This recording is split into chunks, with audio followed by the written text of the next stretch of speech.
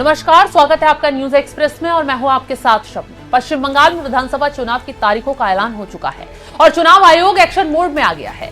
ECI ने बड़ा फैसला लेते हुए मुख्यमंत्री ममता बनर्जी के 2 खासमखास अधिकारियों को पद से हटा दिया है। एक है मुख्य सचिव और दूसरे हैं गृह विभाग के प्रधान सचिव। आयोग ने इन दोनों पदों पर नए अधिकारियों की नियुक्ति के निर्देश भी जारी कर दिए हैं। चुनाव आयोग ने 15 मार्च को पश्चिम बंगाल सरकार के मुख्य सचिव को भेजे पत्र में कहा, विधानसभा चुनाव 2026 की तैयारियों की समीक्षा के बाद ये फैसला लिया गया है। आयोग ने 1993 बैच के आईएएस अधिकारी दुष्यंत नारियाला को पश्चिम बंगाल का नया मुख्य सचिव नियुक्त किया है।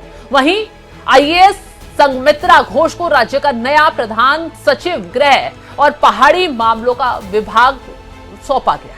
इसके साथ ही साथ असम, पश्चिम बंगाल समेत 5 राज्यों की चुनाव तारीखों का ऐलान हो चुका है। 5 राज्यों के विधानसभा चुनावों का ऐलान। पश्चिम बंगाल, केरल, तमिलनाडु, असम और पुडुचेरी। बंगाल में 2 फेज में वोटिंग होगी। 23 और 29 अप्रैल को बंगाल में मतदान होगा। तमिलनाडु में 23 अप्रैल और असम, केरल, पुडुचेरी में 9 अप्रैल को वोटिंग। सभी राज्यों में चुनाव के नतीजे 4 मई को आएंगे। अब आप समझ गए होंगे कि इन राज्यों में चुनाव कैसे होंगे। इसी बीच बंगाल के चुनाव को लेकर मैट्रिज आईएनएस का सर्वे सामने आया है, जिसमें मोदी शाह के अरमानों पर पानी फिर गया है। जानकारी देते चलें कि मैट्रिज आईएनएस के ताजा सर्वे बंगाल की सियासत में नई बहस छेड़ रहे हैं। इस सर्वे के मुताबिक राज्य की सत्ता एक बार फिर ममता बनर्जी की पार्टी तृणमूल कांग्रेस का कब्जा बरकरार रख रही है। पश्चिम बंगाल विधानसभा की कुल 294 सीटें हैं और सरकार बनाने के लिए 148 सीटों का जादुई आंकड़ा पार करना जरूरी है। मैट्रिज आईएनएस के ओपिनियन पोल के मुताबिक तृणमूल कांग्रेस को 155 से 170 सीटें मिल सकती।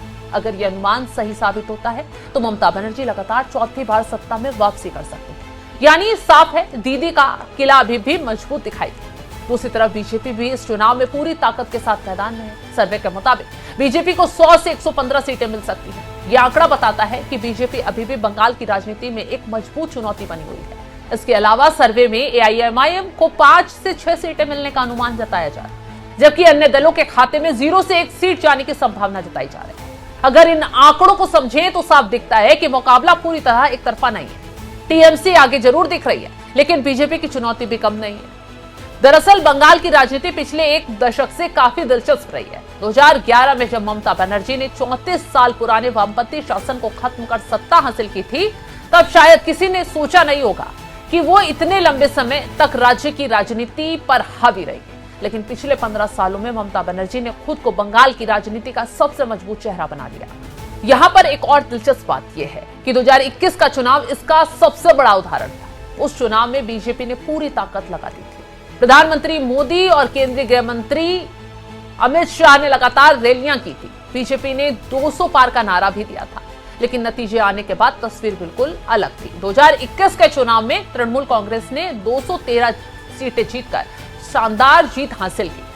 बीजेपी जरूर मजबूत होकर उभरी और 77 सीटें जीतने में कामयाब रही। खास बात यह थी कि बीजेपी का वोट शेयर भी करीब 38% तक पहुंच गया था। यही वजह कि 2026 का चुनाव बेहद दिलचस्प माना जा रहा है। बीजेपी को उम्मीद है कि वो अपनी सीटें और बढ़ा सकती है, जबकि टीएमसी की कोशिश होगी कि वो अपने मजबूत किले को बचाए रखे। राजनीतिक विश्लेषकों का कहना है कि इस चुनाव में कई मुद्दे अहम भूमिका में रह सकते हैं। इसमें भ्रष्टाचार के आरोप, केंद्र राज्य की टकराव, बेरोजगारी, महिलाओं की सुरक्षा और अल्पसंख्यक राजनीति जैसे मुद्दे शामिल रहेंगे।